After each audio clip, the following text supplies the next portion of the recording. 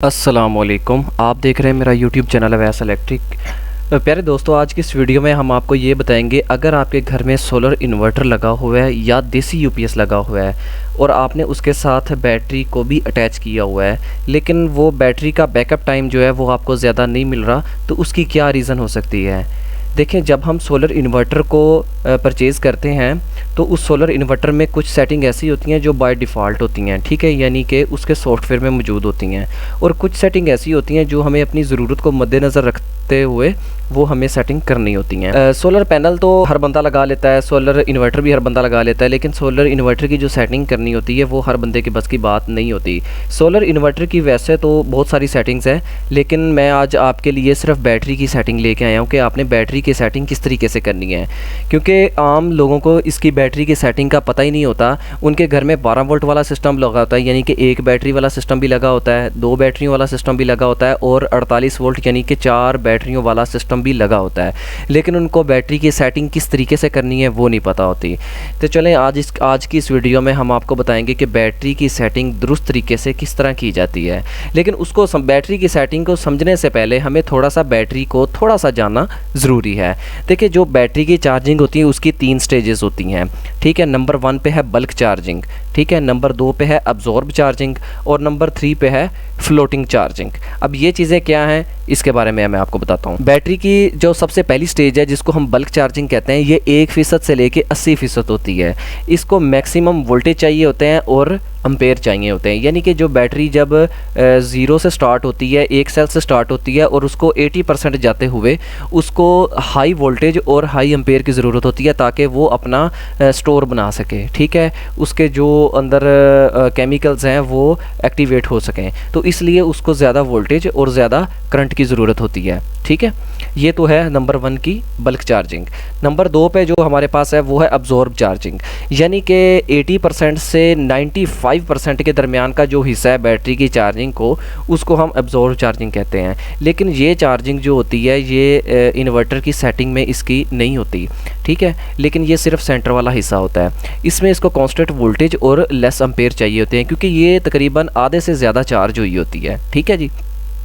80% से 95% तक ये चार्ज होती है। इस चार्जिंग के अमल को एब्जॉर्ब चार्जिंग कहा जाता है। और जो नंबर एंड पे है हमारे पास, जो सबसे अहम है, वो है फ्लोटिंग चार्जिंग।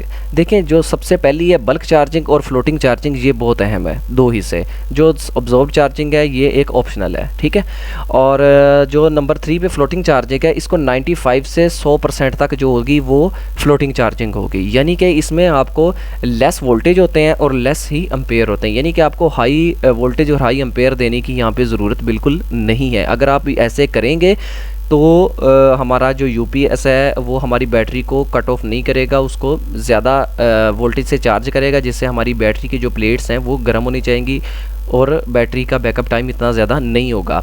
तो ये जो सोलर इन्वर्टर होते हैं इनके अंदर यही खासियत होती है कि ये बैटरी को 3 स्टेप में चार्ज करते हैं ताकि हमारी बैटरी ज़्यादा बैकअप के लिए तैयार हो सके, ठीक है।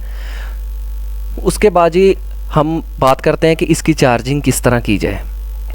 देखें, जो हमारी बैटरी चार्जिंग सेटिंग होती है, जो हमारा एक बैटरी वाला सिस्टम होता है 12 वोल्ट का, 1.2 किलोवाट या 1.5 किलोवाट या 1 किलोवाट का जो हमारा सिस्टम होता है, उसके अंदर जो बल्क चार्जिंग की जो वोल्टेज की सेटिंग होती है वो हमें 14.5 पे करनी है, ठीक है, और जो फ्लोटिंग चार्जिंग है वो हमें 13.1 पे करनी है, यानी कि जब बैटरी चार्ज स्टार्ट हो तब वो 14.5 से स्टार्ट हो, और जब हमारी बैटरी फुल चार्ज हो जाए तब वो 13.1 वोल्ट पे उसको चार्ज करके उसको कट ऑफ करवा दे, ठीक है। तो ये तो थी हमारी 12 वोल्ट वाली सेटिंग की। इसके बाद है हमारे पास 24 वोल्ट वाला, यानी कि 2 बैटरियों वाला। 2 बैटरियों वाले सिस्टम में जो हमारी बल्क चार्जिंग है वो है 28.1 वोल्ट, जो बल्क चार्जिंग है, जो उसकी स्टार्टिंग चार्जिंग है, और जो फ्लोटिंग चार्जिंग है वो है हमारी 27 वोल्ट। 27 वोल्ट पे ये कट ऑफ करवा देगा, ठीक है, जब बैटरी हमारी फुल चार्ज हो जाएगी।